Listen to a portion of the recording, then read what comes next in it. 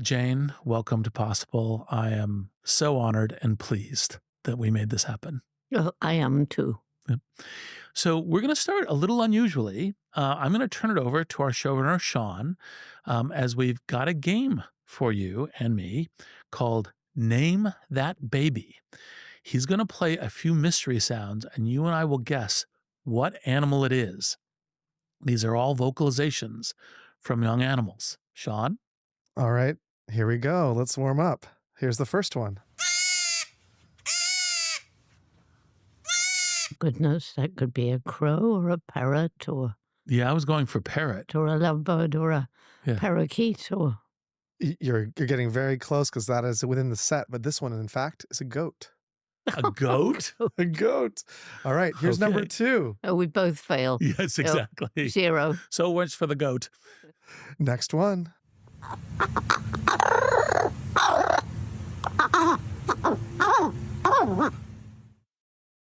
Orangutan? No, Okay. it's not a monkey. Oh, Crow. Bing, bing, bing, bing, bing. that's a crow? That's a crow, a baby crow. All right, now we're getting closer to the subcontinent that was mentioned.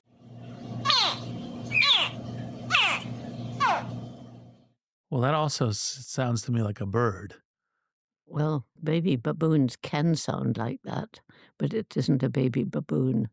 Oh, you're the expert. I'm Crocodile.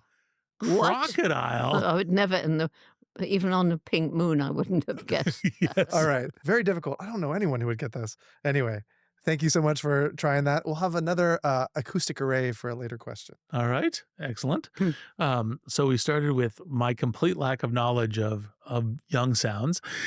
And apparently mine too. Yes. So let's talk a little bit about. I think most people are familiar with the kind of decades of dedication and research and conservation, but probably most people aren't familiar with the fact that you've actually engaged serious technology in this effort. And so, you've been leveraging cutting edge technology to help with conservation for decades. So talk a little bit about, kind of use of satellite geospatial imaging to understand animal migration, forest evolution. And then what's the most interesting ways that technology has actually kind of enhanced your work? Well, can I go back a moment? Absolutely. Because I think what's interesting, when I was growing up, television hadn't been invented. So in my 90 years, I've seen the advance of technology. I mean, when I began, all my notes were handwritten. And then I graduated to a typewriter and then finally was persuaded to go onto a computer. And so the technology came into our field research with a wonderful young man who did his PhD at Gombe with satellite imagery, GPS, Lillian Pintea. And he's now our head of science, conservation science. And he's the one who introduced all these technologies. And it's enabled us to do a lot of things. Part of our conservation is you can't save forests, chimpanzees, or anything else unless you have the local communities behind you.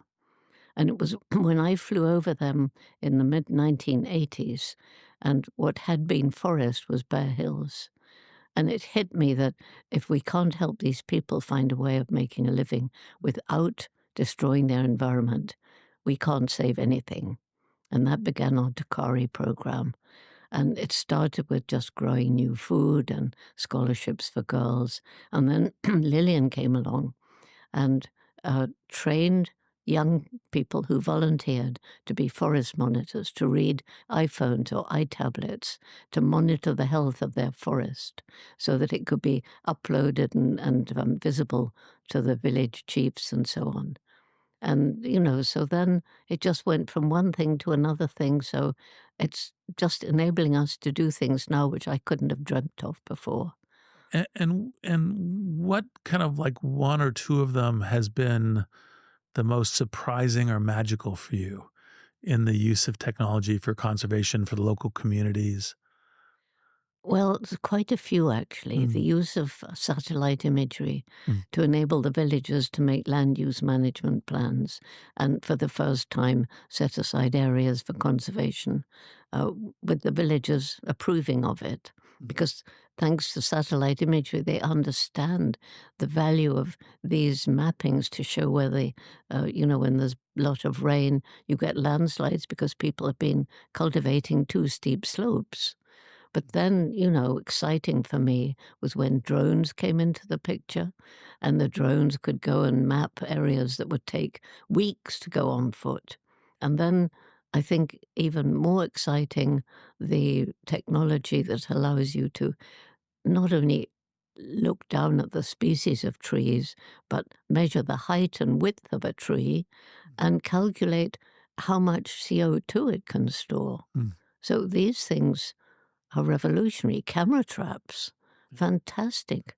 And these auditory, I don't know what they're called, but little microphones that we set up all around Gombe, and within 2 weeks identified 2 species that we didn't know were there.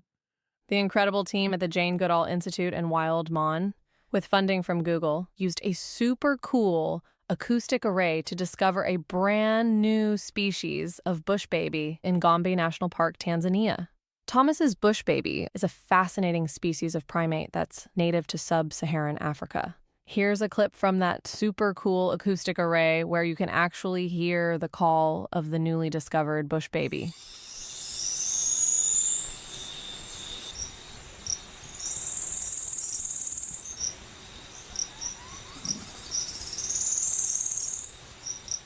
And how did you, because it was like, we don't know what that sound is, so what is that species? How did you go from your acoustic array By to by I mean, it was pretty obvious that both of them were Gallegos, these little prosimian mm, creatures. And so obviously we don't have the expertise to know what they are, but it was clear they were new sounds. yeah, So we sent it off to the Gallego experts. uh, uh-huh, And when you hear the sounds, you can tell something about the the number of species that you have.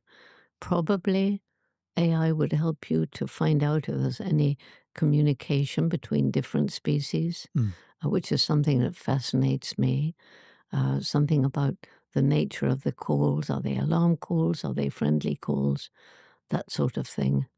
And to make distinctions between, I mean, sometimes at night it's loud calls of all sorts of different species, and presumably AI can untangle those so that you can hear the individual species separately. And that's all really fascinating. Yep. And Huh, they were able to, yeah.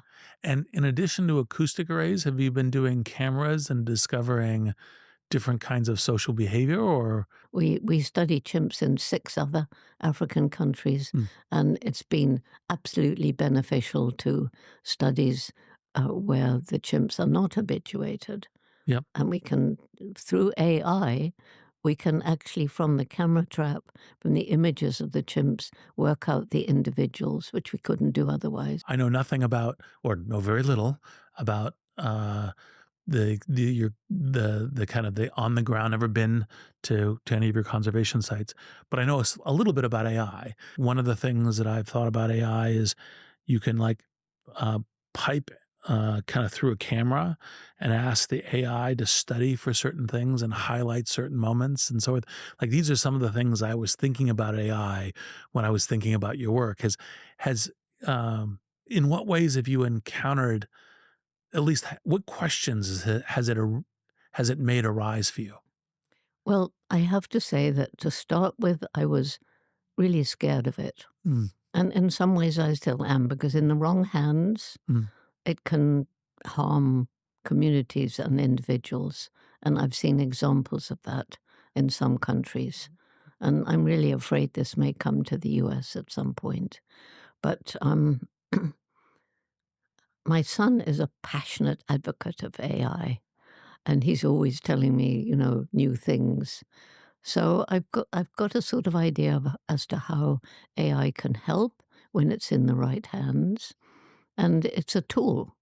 mm. And it's a tool, and some people, and I'm not sure. I would like to ask you: do you think that it can ever have its own, I mean, can actually think things like humans? Or is it bounded by what we feed into it, which is our human brain?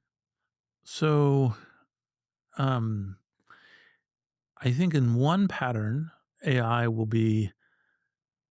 will have some deep human resemblance because the central training is off kind of call it, you know, over a trillion words of human writing and data and various things. So that causes a bunch of human patterns to be included in it. It's also by doing human reinforcement feedback, reinforcement learning with human feedback. Um, the that also tends to quote unquote humanize it some more. Yeah. But precisely one of the things that, as we kind of dive into some kind of more, kind of call it philosophical or cultural lenses, I think that the thing that we're going to get with AI is understanding in what ways its pattern of thinking, its pattern of inferring or reasoning, its pattern of experiencing or communicating is different than ours. Because I think it'll be very similar. And I don't know yet when and how it might go from being a tool to a creature. I think saying philosophically it could never be is a little silly. Just like, as I'm sure you encounter this a lot, is most people tend to not realize how well animals, not just chimps and gorillas, but like dolphins and whales think and speak And octopuses and oc- and crows and all kinds of creatures, pigs and rats. exactly. Yeah. And so my hope is that by the lens in AI, we will begin to have a richer sense of, as opposed to, is it sentient or not, or does it speak or not? There's almost like a topology, a much richer, ecosystem of types of sentience, types of communication, et cetera. And I think AI will have lenses of that. So it won't be exactly like human, but it also won't be unhuman either because of how it's made. And since uh, we're first like today, I think it's all tools. And as those tools are trained on kind of human data sets, that makes it very natural amplifiers of us. So, for example, if you're thinking about conservation, you think about like, okay, what might it do to help me understand the world, to help me make that world visible, tactile, present to other human beings? Because human beings can only tend to be compassionate or engaged when they see it in some way, which is obviously what, you know, your life's work has been about making happen. And that's part of like, how does technology help you see it and help amplify it? That's the reason why I think it's more of a when and how than an if with AI. But I think that's my hopes around AI Mm. Well, I for your think, work. if AI can find a way of pulling together all the different strands of research and understanding to make one picture, because, you learn very quickly everything's interconnected. And this amazing web of life where every species, plant, animal, has a role to play, and they're interdependent on each other. And so if AI can find a way of pulling these strands together into one picture that makes it easy for people to understand, because a lot of people find it hard. I mean, there are examples out there, but I think largely it's not really understood. That's something I'm always pushing in my talks. Uh-huh. And one of the things from some of your talks, I wasn't quite sure what you'd think about AI as a translator of animal communication. Yeah, that's a big thing. No, I don't think it can. And I and mean, we can know an animal really, really well. I know the chimpanzees really, really well. yes, I know what their calls mean. I know yes, what their gestures mean. yes. But to actually understand exactly what they're thinking and feeling and saying, I I think I'd rather leave it that there are these species and we're all different, and yet we're all connected, and we're sentient and sapient. But there's got to be that little bit of mystery left. Uh-huh. And I'm totally good with mystery, but obviously, kind of when I was thinking about this on some of your talks was because I helped stand up this thing called an Earth Species Project, which is recording crows and whales and dolphins and so forth, and trying to use AI to understand and also potentially to even have a conversation. We needed AI to understand these animal calls at the beginning. Yes, and and the notion is, I think we're in translation. There's always some mystery. Like for example, if you say, well, uh, you get to like subjects that are deep around human beings, like, what is the nature of love or compassion or friendship or family? And those concepts are probably different in, kind of English speaking cultures versus Chinese versus Japanese versus, et cetera, because that fabric comes together and that's a microcosm more easily understandable Yeah, by us human beings. yeah. And so there's always some mystery, but I think like getting some like a deeper understanding, like for example, understanding how to have a conversation with a chimp, like if we could make it 2x the conversation it would be before, I would presume that would be a good thing. But that I was curious, but given some of your talks about whether or not you thought that would be good, mixed, bad. Well, I think it would depend on who was using it. Yeah. And I would love to be able to use AI to get into the brains of people doing horrendously cruel experimentation on Uh, animals. yeah. If they could find a way of feeling and seeing and having exposed to them the suffering of the animals they're working on, they Yeah. seem oblivious. Yeah. And if AI could do something about getting through to them, that would be a very good use. Indeed, it would. What I hope is that if we can get, just like, for example, we learn more compassion for other people when we learn to listen to them. If we could learn to listen to other species and the earth better, we also learn more compassion there. What are some of the principles that you've kind of learned on your own listening journey that like AI technologists should think about, right, in building things that other people can listen to? Oh dear, I'm not sure I can answer that Oh, because I'm not sure exactly what you're getting at. like say for example, you have a new apprentice coming on to Gombe. How would you train them to listen and to see the right way? Because that training process would be the kind of thing that we would hope, like what would be the principles of look for this or do this and don't do this, which would help technologists think, well, how would we build our machine to learn the similar kinds of lessons? Well, I have to say that, you know, you have to answer part of that question Mhm. because we're still observing the chimps in the same sort of way. Technologies come in and that the field staff can take little recording machines with them, machines that record like every 5 minutes what they're doing. Mm. But I've always stressed we also need the written notes about events that happen which cannot be recorded in a format like, every 5 minutes. And if you don't write what happens between the 5 minutes, um, then you miss out. And, I was taught when I went to Cambridge, I wasn't taught, I was told, not taught because I didn't listen, but I was told that when you see a behavior just once or twice, it's anecdotal and anecdotes are not important.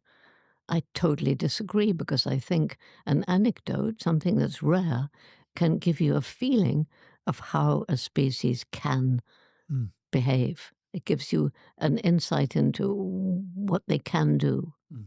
when the circumstance arises. We've seen many examples. I collect them. Now, if AI can help with that, Uh-huh. I don't know if it can. Actually, I think it can. I don't know. It's actually, again, a when and a how than an if.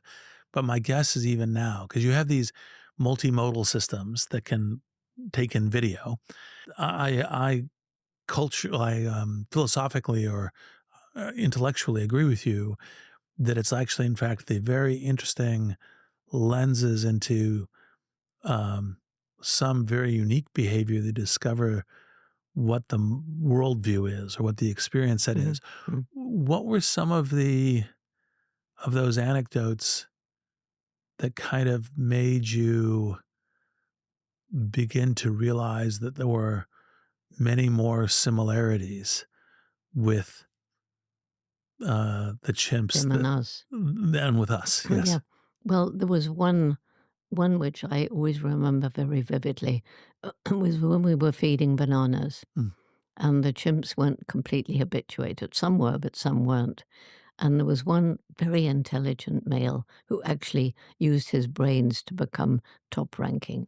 Mm. But on this occasion, there he was, and they all loved bananas. So I held out a banana to him. He was beginning to lose his fear. And he looked at it. He didn't dare come up. So when a chimp is angry, they shake something like that. That's one of their threats. Yes. So he shook a tall patch of grasses which was near him, one of which touched the banana. And it was just like this. From that moment of this touching it, he let go of those grasses. He picked up a long, thin, wiggly stick, dropped it, looked around, picked up a thick stick, and knocked the banana from my hand. So it was that immediate, from the thing touches the banana, okay, that's what I can do. And Uh-huh. that really gives you some insight into how their minds work. Yes, exactly. Because it's like, It's an moment, an aha moment. yes. Well, because one of the things that if the complete scope of tool usage is one of the things that I'm sure you've seen more than the vast majority of human beings, is that they have that same like visual thinking or similar, not same, similar visual thinking tool use. Um, and so like if you see, for example, then if another chimp saw this chimp do that, they go, "Oh, I could do that It's too." right. That's Yes. right. That's right. And it's interesting. I mean, quite separate from that, the number of people who've said to me, "You taught me because you did it, I can do it too," which Uh-huh. is different, but somehow that jumped into my No, mind. exactly. But yes, that's culture. I mean, when I first mentioned that I thought chimps had culture, I was blacklisted by other scientists. That's unique to humans, just like tool using and tool making. And gradually, every time we discover one of these attributes in animals that used to be thought unique to humans, mainly by Western science, I have Yes. to say, Yep. then they find something else. Yes. And the last barrier is language. Yes. Which, okay, animals communicate in very sophisticated ways. Chimpanzees can learn to use computers. I know a parrot who knows over 1,000 words and can write poetry and does extraordinary things. So animals have the capacity, but they haven't developed the words that enable them, like, I can talk to you about things that you don't know about. You Yes. can talk to me about things I don't know about. We can learn from each other. Yes. That's, I think, what animals can't do. We Mm. can teach our children about things that aren't present. Mm. We can bring people together, as AI does, I'm Yes. sure, Yep. from different disciplines to solve problems. Yeah, no, exactly that. Although one of the things that because I have studied kind of um, bits and pieces of animal cognition because I've been curious about how cognition works generally. That's how I got into AI because I was curious about human cognition, right? It's kind of like, okay, what's the lens of looking at this? And like, for example, some of the studies of rats when they are um, the neurological studies when they are navigating, you can actually see that they have something of a simulation of the world, right? Which is I go here and I go left and I press that button and like that kind of thing. And so, Please, after this, Google 5 amazing rats. okay, I will I indeed. think you will be amazed. Okay, I'm sure I will. Yes. That'll be And great. all your listeners, 5 Yes. amazing rats. Um, So one of the things that I love about your lifetime of work is that you will go and talk basically to anyone with an attempt to build a bridge and an understanding of the world we're in, of the connectivity we should have between human beings and the natural world. What has been some of the work where, like, for example, even working with, oil companies or others that has been part of that building bridges journey, and what did you learn from it? Okay, well, then I have to say there are some oil companies I wouldn't even want to make a bridge with. Got it. Um, but, uh, when I first went to Congo, Hmm. and there were all these orphan chimps whose mothers are being killed, and it was desperately important to make a sanctuary to look after them, and Conoco was there then, and they were the most environmentally friendly oil company I'd ever met. And, they were so concerned about the environment that rather than drive a bulldozer through for their seismic exploration, they would go around sacred sites. They would walk and have supplies dropped rather than destroy the environment. They would uh, put earth to the side, and then if they found nothing, they'd bring it back. They had botanists. Of course, it was too expensive to sustain, but that was their ethic. Hmm. And, the reason I began working with them, I thought it through. So I thought as I was about to arrive, I'm on a plane. I'm using fuel. I'm going to be met by a car. I will be taken to where I want to go by using petrol, fuel. And yet I don't want to take their money to do something that's good. So I think that we have to think in that way every time we want to make a bridge. And I did the same with chimpanzees in medical research. Yeah. Our closest relatives in 5 foot by 5 foot cages with bars all around, bars ahead, bars below. And so first time I went into one of these labs, I was so emotionally shocked. Hmm. And I came out and, I was feeling just close to tears. And I was sat at a table, and the heads of NIH involved with the animal research, well, I didn't know they were going to be there. They were all sitting around this table. And I sat there, and then I saw they were all looking at me and waiting for me to speak. And what can I say to them? So I said, I imagine you're all caring, compassionate people and probably feel as I do about what's going on in there. So they couldn't exactly say they weren't caring and compassionate. So they expected me to harangue them and point fingers at them and tell them what bad people they were. No, I showed them pictures of the chimpanzees in Gombe lying around, grooming each other, lying in their nests, playing with their young. And I could see them turning inwards and thinking things through.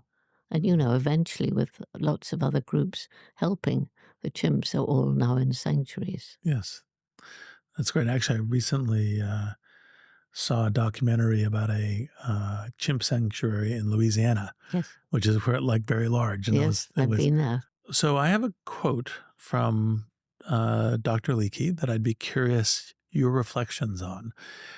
We must either redefine man, redefine tool, or accept chimpanzees as men, As human. as human. Yes. Yes, exactly. Yeah. Um, so what's your how does that quote? What are your reflections on that quote? Well, the quote came because I'd seen the chimp I named David Greybeard breaking off stalks of grass, using them to stick down into a termite mound, pulling them out and eating off the termites. I saw him picking leafy twigs, and then he had to carefully strip the leaves to make a tool suitable for fishing for termites. And it was that observation at a time when we were defined as man the toolmaker. That was why Leakey made that observation. And it was a turning point for me because it brought the National Geographic in. At the start off, I only had money for 6 months, And this was 4 months into the study. The chimps had been running away from me. And, I was thinking, I know given time I can get their trust, but I've only got 2 months left. Mm. And now suddenly the Geographic comes and says, well, we'll support your research after the money runs out. And then I began, getting to know these chimpanzees as like my family. Yes. So it was a very important moment for me. And it upset a lot of scientists at the time. Some were saying, well, why should we pay attention to her? She hasn't even been to college. Well, there are many forms of deep learning, and not all of them are college. Um, No. so say a little bit about kind of what you're doing with the institute and conservation. And then, part of obviously what we've talked about a little bit is that there's a lot of political turmoil right now. What does that political turmoil mean for how we might still navigate to a Well, from our personal point of view, the Jane Goodall Institute, US, we, with one stroke of a pen, have lost $5.5 million a year for the next 4 years with the closing down of USAID. Just yeah, like that, yeah, gone. yeah, And, that's a big hole in our budget. yes, And that's for the program, the community-led conservation program around Gombe. yeah. So we're struggling to fill in the gap. And make that visible and tangible, like what we, because obviously can't fund a bunch of stuff, but what will we lose out in learning about our, kind of chimpanzee brethren? Well, it hasn't so far affected the chimp study because that wasn't funded by USAID. Ah, So what's gone is the Tekori program, which is community-led conservation. So where ah, scholarships for girls, yes, microfinance, so villagers can start their own small environmentally sustainable business, clinics for mothers with babies. That's gone. yeah. So the economics of the whole community getting involved in Yes. conservation, getting, kind of uh, pathways for young women and girls developing into this. That's And we also have in all the villages through Chimp Range in Tanzania, now this program has cut many of those things. And in some cases, right across Africa, because of this, people are dying. They can't get their medications. HIV, AIDS victims are dying. yes, And it's a big shock yeah, right across Africa and other developing countries. yeah. No, I think we've made our own Chernobyl catastrophe, which we didn't need to make. Yeah. I a friend of mine was the deputy director of USAID, and so I know about a lot of the human cost of this, Yeah. and contrary to misinformation, it wasn't a whole bunch of fraud and everything else. It was No. actually I mean, let's face it, in some cases, there was misuse of money, yeah, but it needs to be evaluated case by case by case. yeah, And we were the first organization in Africa where USAID allowed the money to go not through JGI USA, but directly to JGI Tanzania, yeah, just because our program was so foolproof that every penny or dollar was used the way it was meant to use, yeah, and it should not have been closed down. There was yeah. no justification for it at all. I completely agree, and I'm hoping that we'll recover, but it's a bit of a I think the times will get worse before they get better. So Well, we're not letting it go. yes, We're not closing down. yes. People are coming in to help, particularly from the private sector. Oh, great. Yes. Yes, yes. But have you found that the conservation efforts also gives you a lens into the kind of different interests of call it American culture, European, African, South American, Chinese, various Southeast Asian, Japanese. What have been some of the different ways that different human cultures have engaged with Well, your conservation? what I think is fascinating, they've more or less all engaged in the same way. Oh, interesting. Yes, because, you know, with our youth program, Roots and Shoots, which is young people learning about how to protect the environment, Yeah. treat each other, and animals. And in China, mainland China, we've got over 1,500 groups right across the country. Uh-huh. And so the young people everywhere, they respond in the same way. Huh. And they're once they understand the problems and they're empowered to take action, they just roll up their sleeves because they can choose. Mhm. Roots and Shoots is unusual. The young people can choose the projects that they do. So it's what they care about. And we got members now from kindergarten through university with more adults forming groups in 75 countries. Wow.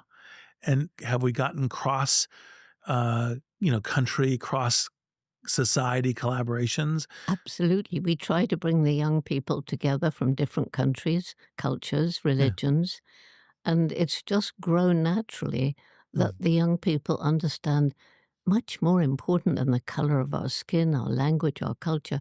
We're all human. We all laugh. We all cry. We all hope. Yeah. We all love. Yeah. The unfortunate thing is we all seem to be able to hate, Yeah. and that's what Roots and Shoots is not. We're not addressing it directly because I Mm. don't think that's the way to do it, but by sharing stories. What have what have you discovered is kind of there's the learning path and the ability to participate. So it's like, hey, I could make a difference. I could participate in this in the greater Earth ecosystem.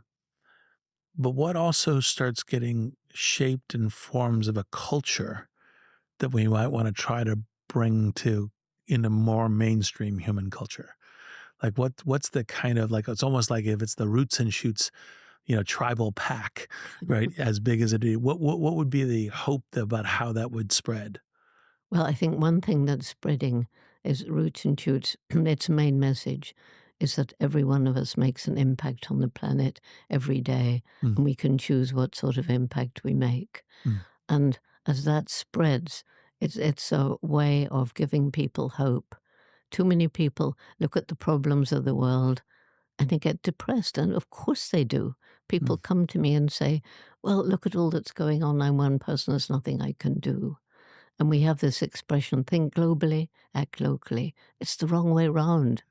Because if you think globally, you can't help but be depressed. uh-huh, But so I say to them, well, what do you care about in your own community?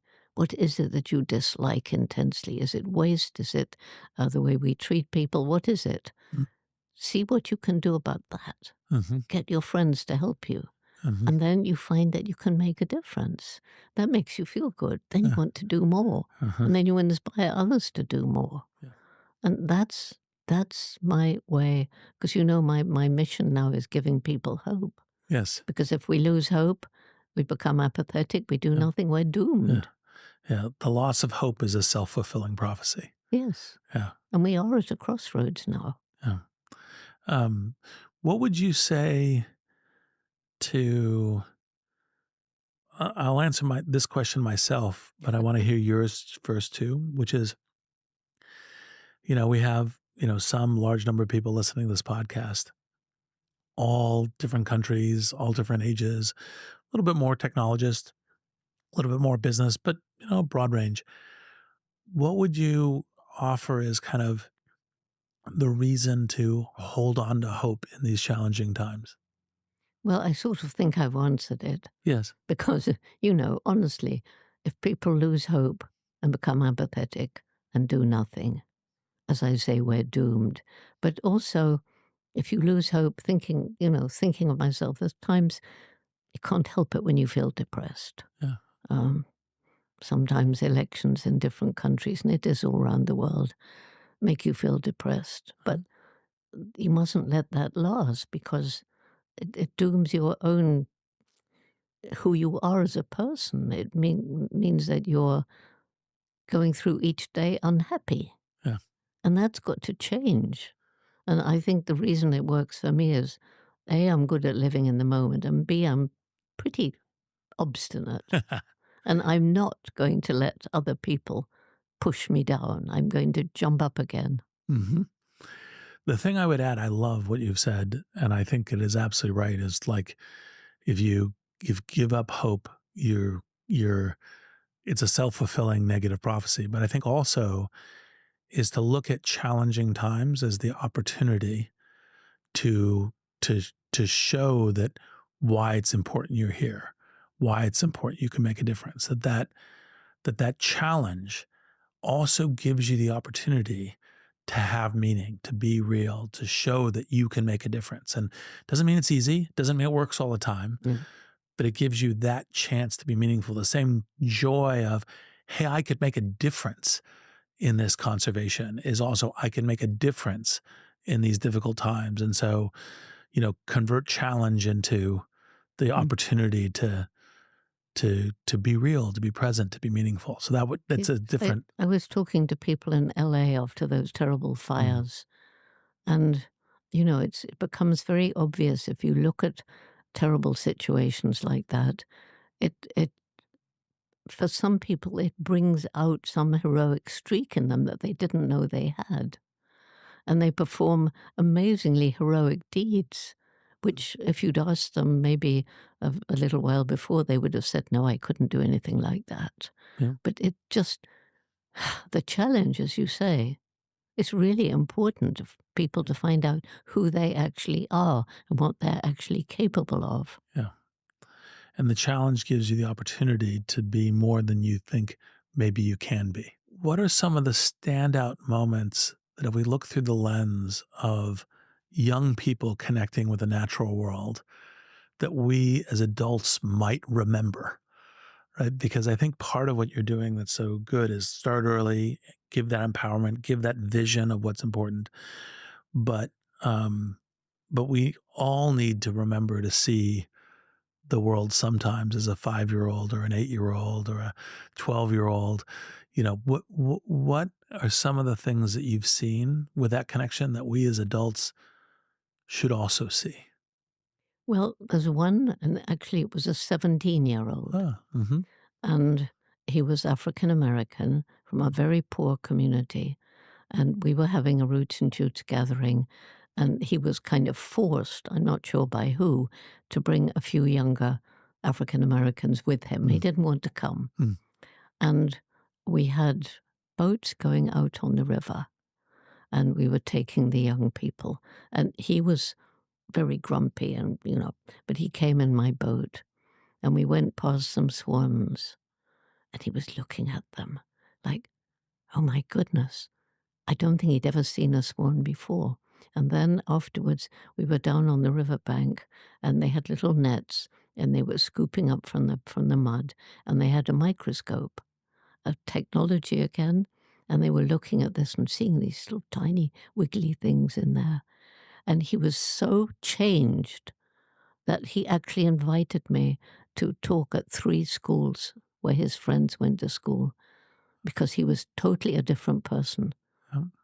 because you learn to see. Since we began in 1991, many of our early members are now in decision-making Yeah, positions. awesome. And, well, there's just one example. This is in Tanzania, and he became Minister of Environment. And it was a time when we had a very unfortunate president who's now deceased. Mm, And this president wanted to build a dam in a place that would absolutely destroy all the surrounding mm, environment.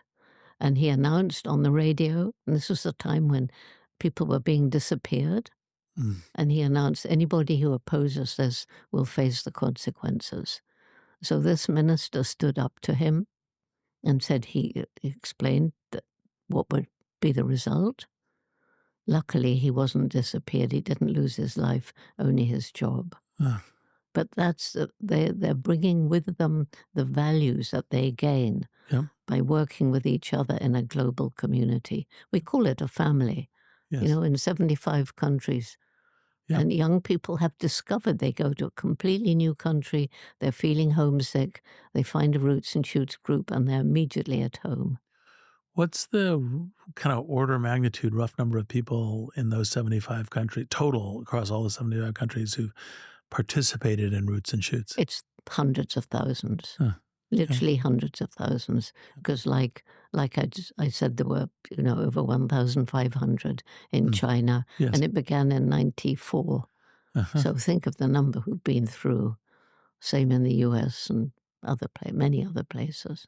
If you were going to ask one thing for AI technologists to build, now I got your earlier one, which is, look, AI can be used for good and bad, and we want to restrict as much of the bad as we can.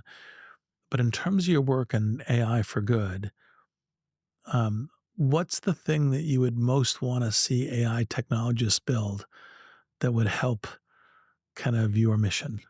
I would like it to build a tool to bring together for the local people Mm, um, what's going on around them, mm, so that they could get a better holistic understanding of why it was important to protect the environment, of the effects of protecting the environment, that could all come to them in some magical AI way. I don't pretend to understand AI, mm. and I told you that at the beginning, Yes. but I have a very clear understanding of the good it can do and also the harm that it can do. Yeah. And, like I said, it's a tool and it depends on whose hands it's in Mm, and whose minds are developing it. mm. Well, and actually, from the conversation, I would add to your answer, which I think is doable, is to also help not just see the environment, see the effect, but also see what ways you can create sustainable economies and businesses and stuff for a way of making a life with that connects to the health of the environment and the conservation. So it's see the thing, but also ideate about, like, well, what kinds of things can I do that create a environment and conservation positive way of life for me and my community. And so it's healthy and adaptive in that way. And I think AI can help with that too. Um, it may still be a bit of time to get there, but I think that's a reasonable ask. But I want to ask you while I Great. have you No, there, please. the things that I really haven't understood. Yeah, please. And that's the idea, which we did mention before, Yeah. that AI might grow into something Mm. that greater than humans, but different from humans, but able to think for itself. Could it ever be sentient? So I think the question, I'll break down the question a little bit. I think, can AI be sentient? The answer is trivially yes, right? Just a question of when in time and evolution. The question is, can the current AI tools, the path that we're on, will that lead to sentience? And that's not 0%, not 100%, somewhere in between. And part of, I think, my own training at Oxford was philosophy. It's this question around, like, I think it's going to throw a lot more lens on what does sentience mean. Yeah, And everybody's arguing about that. exactly. So, like, how much is it that I make my own plans? How much is it I have my own agency? Part of the reason I, kind of focus on agency with super agency. How much of it's that I'm kind of contextually aware and adaptive in the way that, entities are, human beings, chimps, others, but human beings, the way that you've emphasized, is also like long-term hypothetical planning and ability to talk about circumstances that are not here in ways that can be in an entirely, you know, kind of an image of the world that's not currently present, and be able to plan, hypothesize about that. Uh, we already have in these devices things where they're super powered beyond human capability. And it's not just play chess or something. If you take the large language models, they have a breadth of human knowledge that if I wanted to ask, for example, what the parallels between, Jane Goodall's work are and the training of mixture of expert systems with an AI, it can give me an answer, right? Like you can't give that answer because you don't have the AI. AI people can't give the answer because they don't know you, but it can give that answer. That exists already. Bringing them together. Yes. So it has that. But it couldn't answer what happens when we die. No, but then again, not clear we can either. No, but that's the point. Yes, yes. Well, but the Now I question see no, I get what you mean, but yes, you get what I mean yes, too. yes, exactly. So I think that the sentience question, I think the mistake in the question is to ask, is it sentient exactly like us? And that continues almost like the path you were on between Western science and chimpanzees. Well, this way it's not exactly like us. Okay, well, this way it's not exactly like us. And it's like, well, that's not the most interesting question. The interesting question is what do we discover about sentience, ways of being, through seeing what it's capable of, what we're capable of, and where might it, because it's really a question of when, but when may be a very long time, centuries, of when it has sentience. It also, of course, may be a very short time. That's the puzzle of our current moment.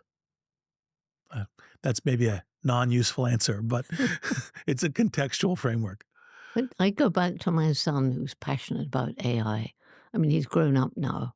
Yes, And, so he's told me most of what I know about AI. yes, And he said, Jane, AI will write a poem. yes.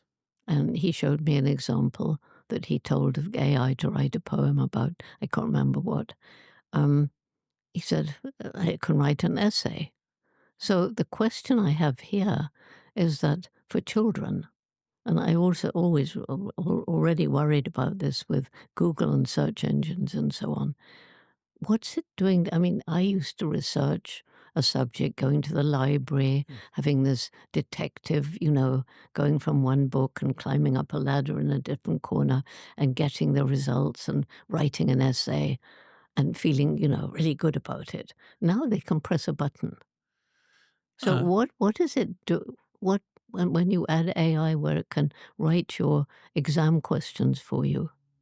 What does it do to the brain? Could AI tell us what it does to the brain? oh, not today. Um, but, you know, a simpler parallel is when calculators were invented, people were like, oh, this will degrade our ability to do math. I The think it does for me anyway. Well, but actually, in fact, I think it means that certain kinds of math tasks become easier and it frees you up to doing other kinds of math tasks or other kinds of tasks if you weren't that necessarily that good at math.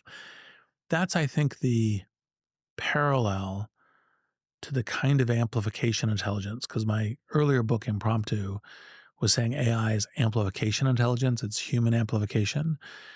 And I think for school students and everything else, it's a new form of amplification that's like, a calculator, exponentiated, right? Like just much bigger in these things. But that doesn't mean that you don't, like, for example, when early high schools were saying, hey, I want to ban the use of ChatGPT in writing an essay, my tendency would say if I was say, for example, an English teacher and say I was teaching on, kind of Jane Austen and the cultural parallels to the Industrial Revolution, what I would have done is gone to ChatGPT, created 10 essays off basic prompts, handed those out and said, these essays are D minuses. Do better. Because then the idea is to say, okay, I'm using this new superpower, but now I have to understand what a really great essay is, what the details of thinking are. Not just kind of rehashing a point from a book or from Wikipedia on how Jane Austen might have illuminated in the Industrial Revolution or not, but actually coming up with something of a more interesting question or different angle or thesis on it, and I can do that because I'm iterating on it, and that's what I think is our potential, and I think ultimately is where we'll get to. Just as I think now, for example, we allow students to bring calculators with them everywhere. We, of course, have them on our smartphones and all the rest. And I think that's my hope for where we'll go. It doesn't mean that there aren't lots of road bumps and potholes and everything else in getting there. It's not going to be just a simple, easy path. But that's the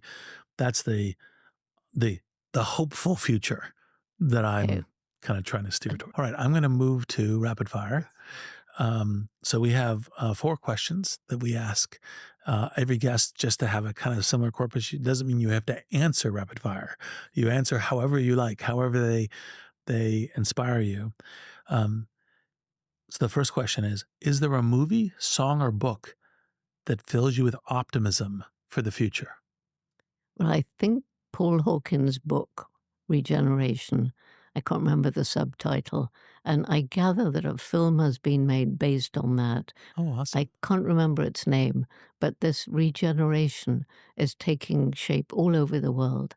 And I wrote the foreword to his book, and it is really, really inspiring and hopeful. Yeah, great. What's a question that you wish people would ask you more often? What happens when I die? Or what is my next great adventure? Yes. Where do you see progress or momentum outside of conservation that inspires you? Progress or momentum outside conservation? Yes. Uh, well, I think all around the world, more and more groups, organizations have sprung up that actually care about social issues, that are fighting in a way that they never did before about social justice and human rights and things of that sort. So a greater understanding of the human condition and the problems that we face. Awesome. And then our final question, can you leave us with a final thought on what you think is possible to achieve if everything breaks humanity's ways in the next 15 years? And what's our first step to set off in that direction? The first step is for everybody to understand that every day they live, they make some impact on the planet, and they can choose what sort of impact they make. Mm. What do they buy? How was it made? Did it harm the environment? Was it cruel to animals like factory farms? Is it cheap because of unfair wages? Then find a more ethically produced product, cost a bit more, value it more, waste less. And how do you treat the humans you meet each day? How do you treat animals and plants and the environment? And even if it's a tiny thing like saving water or something like that, turning off lights, when hundreds and thousands and millions of people all take that tiny step each day, it makes a big difference. That is an awesome note to end on, Jane. Thank you so much. It's been an honor. Thank you. And I love talking to you. Possible is produced by Wonder Media Network. It's hosted by Aria Finger and me, Reid Hoffman. Our showrunner is Sean Young. Possible is produced by Katie Sanders, Edie Allard, Sarah Schleid, Vanessa Handy, Aaliyah Yates, Paloma Moreno Jimenez, and Malia Agudelo. Jenny Kaplan is our executive producer and editor. Special thanks to Surya Yalamanchili, Saida Sapieva, Thanasi Delos, Ian Alice, Greg Beato, Parth Patel, and Ben Rellis. And a big thanks to Kara Solars, Daniel DuPont, Aaron Griffin, Lillian Pintea, Susanna Name, the Jane Goodall Institute, and Yaletown Podcast Studio.